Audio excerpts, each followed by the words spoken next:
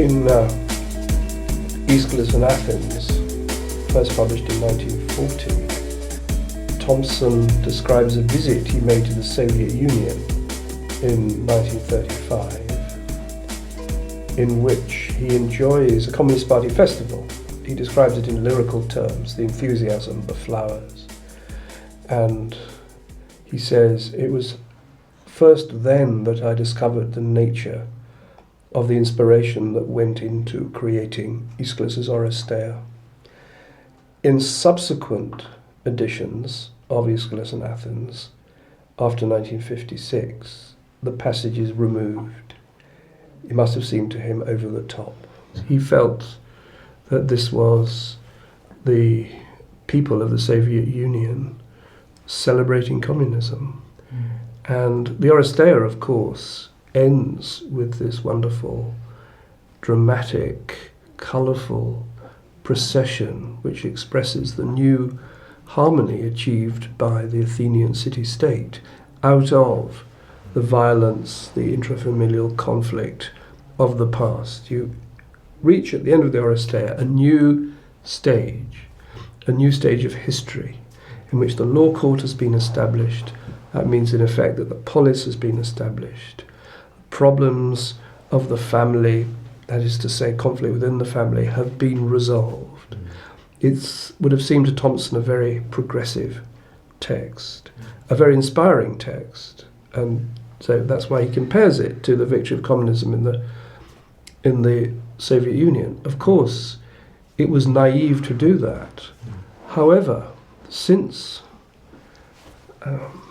the Second World War, particularly actually over the last 30 years or so, it's quite an interesting to look at the way that conceptions of Athenian tragedy have developed, because Thomson really was a pioneer in relating tragedy to its socio-economic and political context. Others had related it to ritual, but he was really the first to relate it to its political context, with the exception of some work in 19th century Germany. Because the Germans, of course, particularly in the early 19th century, and particularly the pre-Nietzschean Germans, did have the ambition of trying to understand antiquity as a whole. Seems very unfashionable, seems impossible, but they did have that ambition. And I know that George admired Karl Ottfried Müller, for example, who's died young, but he wrote about Aeschylus, among other things, to which he brought his knowledge of inscriptions and history and so on. So that was a noble ideal that George was following. And after the Second World War, of course his books published in 1940, after the Second World War, books written about tragedy, I mean, I grew up having to read these things, are of a narrowness that now seems impossible to believe. I suppose it's associated with the new criticism and the Cold War, in which they're almost entirely about tragic form. They make no reference to anything outside the text. There are a whole number of these books. Now, everybody's forgotten them now. They just seem ridiculous, particularly because in the 1980s there began to be a new conception of tragedy, and more people, including myself, more people started writing about tragedy and the polis. The polis is a key to understanding tragedy, which obviously it is. But this has been completely ignored by everybody except George. So in that sense, he was a real pioneer. However, this brings me back again to the ending of the Oresteia, because, of course, that interest in politics has been qualified or tempered by what I call the standard reading of the end of Aeschylus' Oresteia, in which, so far from the ending celebrating progress, celebrating the new unity out of conflict of the polis, with this glorious display of torchlit procession, the Furies being reconciled with the new order, incorporated into Athens in a shrine in a cave, famous ending. So far from this being a celebration of a new unity, it's become absolutely standard, particularly in the USA, but also in Britain and to some extent in France, to say, no, what Aeschylus is doing at the end of this trilogy is undercutting himself, querying the whole process. It's what I call the interrogative mode of understanding Greek tragedy. And you may think that this is a triumphal ending. Of course it's not. He's actually deliberately sowing irresolvable doubt, and this is how the play ends. I won't go into why this is total nonsense, because it would take me too long, and I've published about it anyway. But it's a mode of thinking about tragedy in which Aeschylus, and indeed other tragedians, turn out looking very like assistant professors in California. Their privileging of the interrogative, their hatred of closure, their privileging of doubt over any kind of statement, the love for open-endedness. That's exactly what you find in the American Academy in the humanities. It's almost de rigueur. Everybody's a feminist and everybody espouses this view of the text because they have no understanding of how it could be otherwise. I mean, what is a politically triumphalist text? There's no such thing. There's no reality to which any text can refer in the kind of capitalist society in which we live. So they have to imagine it as fundamentally interrogative. I have to say, this is almost standard reading, but it's always representative as if it's a subversive reading. It's not. It's become absolutely standard. It's exactly what you'd expect of a postmodern, depoliticized, text-based academy. And sure enough, this nonsense gets foisted onto this great text. I mean, George would be horrified. Yes, I mean, George is one of the very few people to understand the significance of the fact for the Oresteia that Aeschylus was a Pythagorean. And he's a Pythagorean in various respects, one of which is a belief in the harmony of opposites. It's not exactly the unity of opposites, as you find in Heraclitus, but the harmony of opposites in which one opposite is superior to the other, and that's how you get a stasis. So light is superior to darkness. The male is superior to the female. One of the factors that goes into this interrogative, self-undercutting conception of Aeschylus is that, of course, it celebrates patrilineal. The female is subordinated to the male in the course of the play.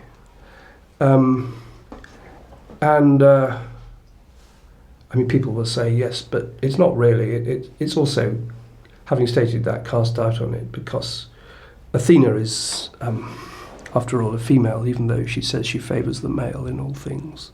Well, of course, there's an ambivalence within Athena, but it's not an ambivalence with which you're left at the end of the play as the primary conception.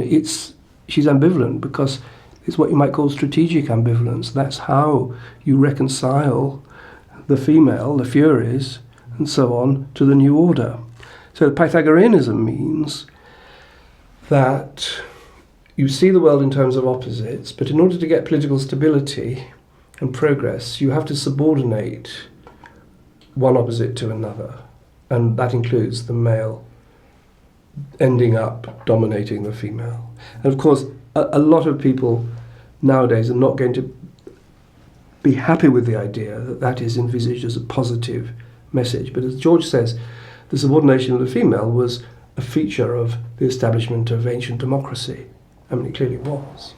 I wonder, as a way of trying to bring together those two strands, the Marxist and the classicist Thomson, I wonder whether we could perhaps discuss the idea of how he saw classics as a vocation and a discipline in society. Because I've got this quotation from Thomson here, which says, "The classics have lost touch with the forces of human progress. Instead of being a message of hope for the future as they were intended in the great days of humanism, they have become a pastime for a leisured minority striving ineffectually to find refuge from it." And I wondered what did he see the social purpose of classical scholarship and classical study in 20th century capitalist society? Well, remember that he's growing up in a world in which ancient Greece has far more prestige culturally than it does now. And I mean, clearly the First World War made a difference, but he's born in 1903. He probably would have had his first Greek lessons before the First World War. And therefore may seem to him to have more cultural importance than it would nowadays. But I think the answer he might give to your question is that these texts, this culture is still enormously potent. It's still an aesthetic paradigm. And actually, of course, since the Second World War, there's been an enormous increase in most of the indicators of the popularity of classics, number of productions of plays, number of people studying it at university, number of people reading the text in translation and so on. All these things have increased massively. What it's lost is its elite place in the culture, in which people defer to professors of Greek and so on. I think what George would say is that these texts remain enormously potent, and this culture remains enormously potent. I actually agree with that, and I mean a lot of people do. Enormously potent, and therefore they should be deployed in the cause of progress, but they can only be deployed in the cause of progress if you understand the relation between the culture on the one hand and the social and political development on the other. You can only really understand Aeschylus' Oresteia if you have a progressive view of the world. It's just that, as George, I think, did say once, it so happened that my cast of mind and Aeschylus's happened to be very similar. And that's why I think he said, I can understand Aeschylus better than other people. And he didn't put it in those words, but I think that's in effect what he's saying. So the point is to deploy these very prestigious, aesthetically and intellectually enormously powerful texts in an overall understanding of culture, which is harnessed to creating a better society. So it's that sort of the particular mode of historicist scholarship that he's doing that is the sort of political crux of how he sees. How do you do classics in a way that's socially progressive, rather than, say, democratising or encouraging, making text more accessible, perhaps? It's specifically to do the kind of criticism that's being done. Well, he does want to make text more accessible. Right. He does say we should have more working-class students doing classics. He most definitely did believe in that. Mm. And I'm sure that when he went to lecture in the factory branches, he would be quite happy talking about Aeschylus, which these people may never have had at school. So he's certainly keen in diffusing this culture. I think also that in terms of why would a classicist like Thomson have prestige and command respect within Marxism and within communism? Marxism is clearly a sort of theory of the longue durée, and somebody like Thomson who can comment on the rise and fall of civilization, and have real sort of explanatory power about cultural change, is going to be a compelling figure. And certainly his intellectual authority within party circles is to do with that, having this sort of anthropological sense of human culture.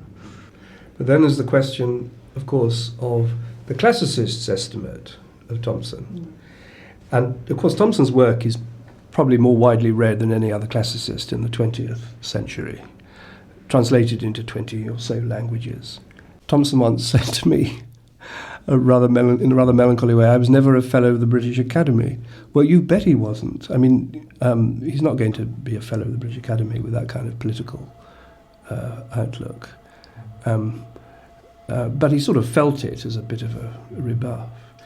And, of course, here one must remember that in the humanities generally, certainly in classics, somebody writing in the 30s and 40s is most unlikely to be read today in any subject.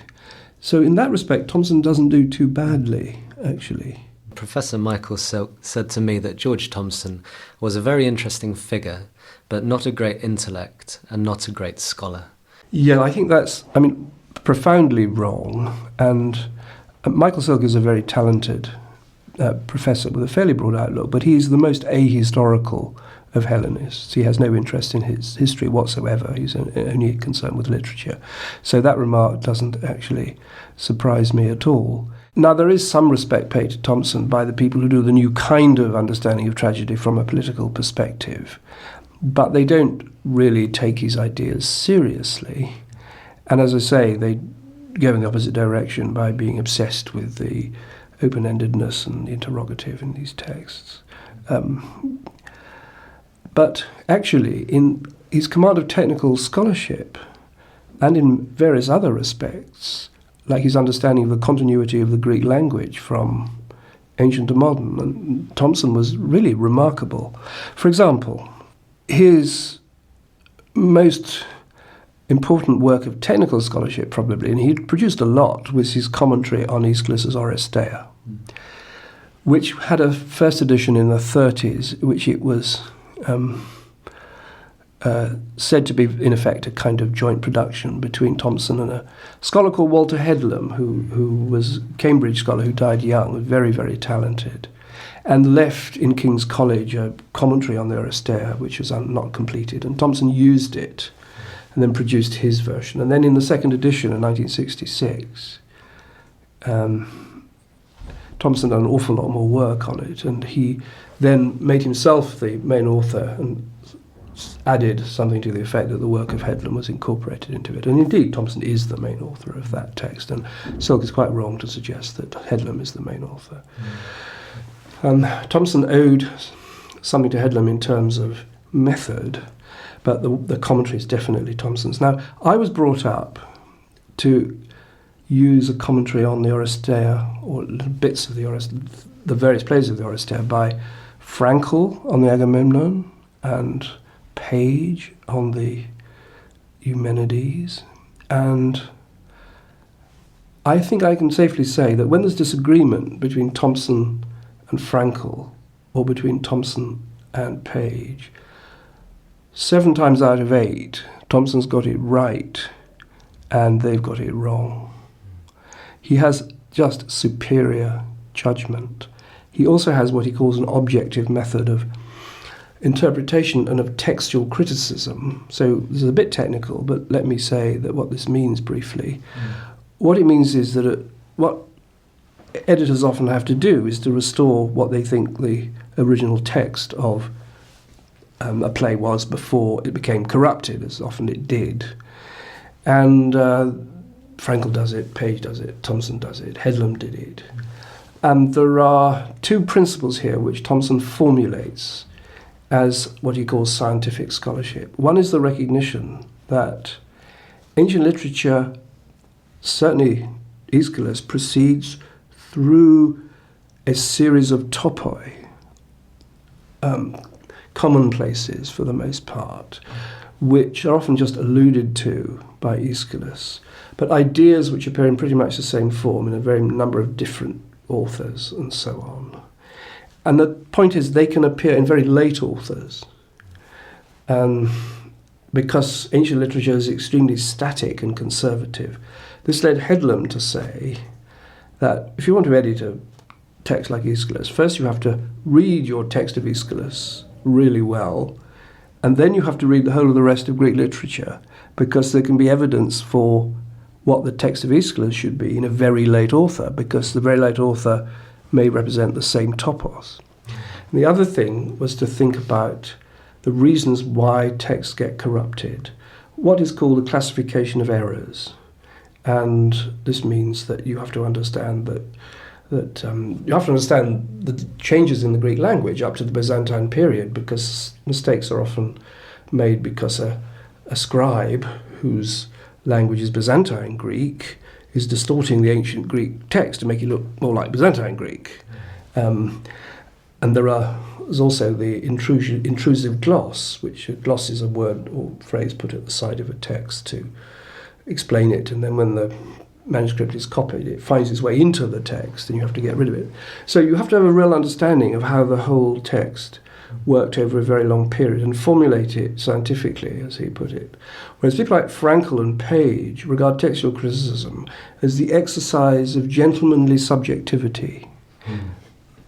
It shows you've got style. You have a sense of style, and all this scientific stuff is silly, according to them. I mean, they don't do it, but not because it's silly, because they often don't have the capacity, but mainly because they believe in almost mystical relationship between the learned critic and his text.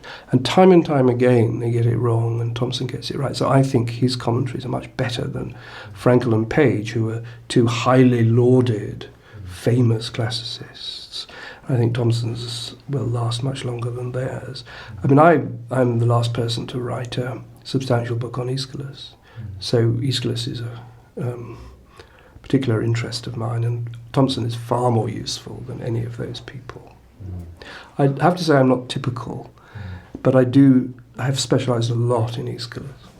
We've talked already about how in the interwar period there's a sense of sort of cultural crisis which is widely shared, that, you know, on the one hand there's this sort of ossifying and increasingly introspective high culture, and on the other hand there's this sort of pullulating, brain-softening, lobotomising mass culture. And Thomson is clearly always interested in the idea that there are other sources of culture, and his experience on the Blasket Islands is precisely about finding a space in which different kinds of cultural experiences and cultural models are in place. Now, that stuff is, I mean, it isn't attacked, but those kinds of folk culture, let's just call it that, I mean, isn't particularly valued in sort of Marxist discourse in the 30s. But around the end of the war, the turn to the idea that nations have to find their own national roads to socialism, the advent or the imposition of socialist realism, whatever you think of that as the sort of approved aesthetic mode, and the models of the so-called people's democracies that are, Romania and Poland and so on, that are considered to be finding their own routes to socialism by drawing on the cultural political resources of the past. All of this makes Marxism and the international communist movement much more receptive to the idea of folk culture, and I think this is terribly important. So Thomson's position doesn't really change, but the kinds of things that he's saying enjoy a much wider resonance.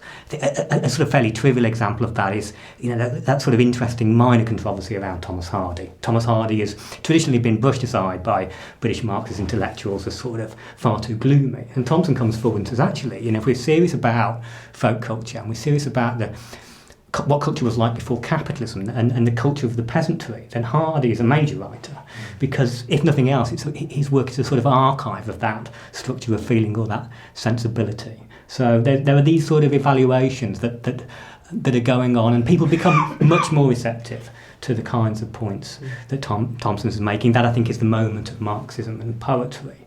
And people like Bert Lloyd are going to Albania and collecting folk songs. I mean, there's the sense in which there might be some sort of cultural third way between high culture and mass culture that has something to do with the resources of the people.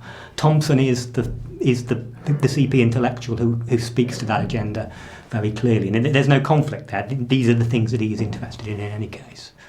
It's easy to forget that Thomson was a Leninist. I mean, his vision of political advance was one of revolutionary insurrection, and he holds true to that position.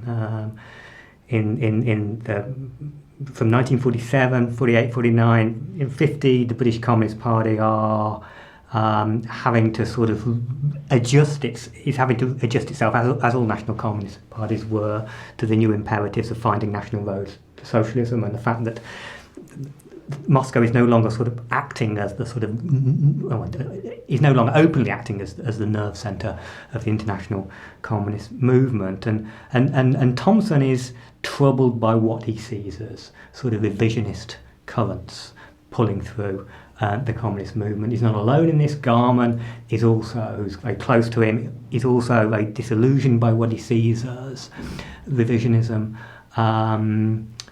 Edward Upward, the novelist, leaves. A lot of industrial workers are troubled by this. The basic sort of the basic problem is how the state is conceptualised. Whether the state, as Marxists have always said, is as an implement or a tool of class oppression, or whether it is something that can be refashioned by communists to evolve. Whether these structures can be taken over and developed in some way to take the nation towards communism. I think Thomson thinks that if the Communist Party is getting rid of the idea of the dictatorship of the proletariat, it should at least come out and say so. What he objects to is this sort of fudge whereby they never renounce it, but they're clearly not thinking in those terms anymore. And I think as somebody who's a real intellectual, he just expected the leadership of the Communist Party to have a serious debate about this. And he was absolutely appalled when he was on the National Executive Committee that there was no real discussion. That these sort of basic, fundamental questions in terms of the movement and the party weren't being addressed in any way. And I think that is the beginning of his disillusionment with the CPGB, right there in 1951 when the British Road to Socialism is unveiled. And he watches developments in China, obviously, with a lot of interest. Not unusual in late 40s, early 50s communism to start to find people's articles being sort of larded with quotations from Mao as well as Stalin, Engels, Lenin. But Thomson, is clearly drawn to what he sees as a sort of revolutionary purity in the Maoist position and a knowing kind of vanguardism. And he's also drawn to Chinese, what he knows and what everyone knows of kind of Mao's writings on literature and culture, which again are foregrounding this sense of being close to the people, working with traditions, valuing and preserving and developing folk traditions and folk culture. So he's inclined to be interested in what he knows of what's happening in China, and he's very taken with Mao's writings. He sees that Mao's writings are drawing on a tradition of Chinese philosophy, which he sees as sort of inherently dialectical in its own tendencies, and in infusing that with Marxism, he sees that as a very potent enrichment of the Marxist tradition. And then he goes to, Richard would know more about this, but he goes to Peking in 1955 and he spends 6 months out there. And from then on, I think his frame of political references, China is very important to that. China is very important to him. And then through the convulsions of 56, he becomes very disillusioned with what's happening, obviously, in the Soviet Union, but he shifts his allegiance to China gradually. And then there's the Sino-Soviet split of the early 1960s. There's a pamphlet circulated initially through the YCL called Long Live Leninism, which is basically a sort of Maoist critique of what's happened in the Soviet Union since 56. And Thomson, like many others, like McColl, like Garman, like West to a degree, is very taken with this idea. And of course, the other sort of innovation or ideological sort of feature of Maoism is it has an alternative account of historical development, which is really fascinating for a classicist, actually, or kind of a historian of the ancient world, actually, that it offers a kind of different way of envisaging historical change, as against that kind of Stalinist model. And was he kind of drawn to that as well as to the sort of the kind of question of strategy and organisation? He is, and what he's also impressed by, I think, in the light of his experiences of the CPGB, is the fact that the Chinese party seems to have mechanisms to renew itself, to field critique and to critique itself. He sees this as part of a sort of Chinese philosophical tradition, this capacity for self-critique, and he sees that being carried through in the CP. So with that sort of tendency of the party to ossify into the state, he sees that the Chinese model has a sort of a strategy or a mode of endless sort of self-scrutiny, self-questioning, and self-revitalisation. He's certainly drawn to that. Kind of constant revolution. It's also in the First Philosophers, which I think was first published in 1956, or perhaps a bit later. He has a section on Chinese philosophy, and he compares it to Greek philosophy. He's interested in the origins of scientific thought, which happened in Greece, but also, in a sense, in China, and in about the 6th century BC. And he noticed similarities between these two bodies of thought, which you barely find anywhere else in the world. In particular, the importance of the opposites in cosmology. But he also notices differences between them, which he then relates to different social formations, particularly the importance of the centralized state and the emperor in China. But along with that, there are all these similarities. So that suggests using the 6th century BC for a kind of global conception of the beginnings of science and philosophy. We've said quite a lot about the influences on him and his intellectual trajectory. Clearly, the project he set himself was in a sense ludicrously ambitious. And that's both the strength of his legacy, but also the weakness of his legacy. So that it's often said about Thomson, quite rightly, that his anthropology was out of date. Engels' Origin of the Family and so on, and based on Morgan, who was a 19th century anthropologist, was clearly out of date. Leading him to detect matriarchy, for example, in the early Aegean, which nobody now really believes in. But that actually relates to a second weakness, which he kind of grew up too late to be influenced by structuralism. This is an important point. So if you have a myth of matriarchy, what the structuralist does is to say, this myth of matriarchy is a fantasy which represents the opposite of patriarchy, which is what we have. You think about patriarchy by imagining its opposite, projecting it back onto the past. That is, very broadly speaking, a structuralist view. And Thomson was not influenced at all by structuralism, simply really because he was always interested in finding the origins of forms in material and social processes. He hated formalism, in which I think is, maybe this is just me, but he may have said something like this, which is so analogous to commodity production. You fetishize the commodity divorced from the process that creates it, similarly with literary form and any kind of form. So that was his view, but it did mean that he made mistakes by, for example, imagining that matriarchy was actually a historical reality. So the Oresteia is celebrating the transition not just from the tribe to the state, but from matriarchy or matrilineal to patrilineal. If he'd understood structuralism, he wouldn't have made those mistakes. And of course there are other mistakes, there are bound to be. He would be the first to agree about it if he says things like this. He says it's such a vast field.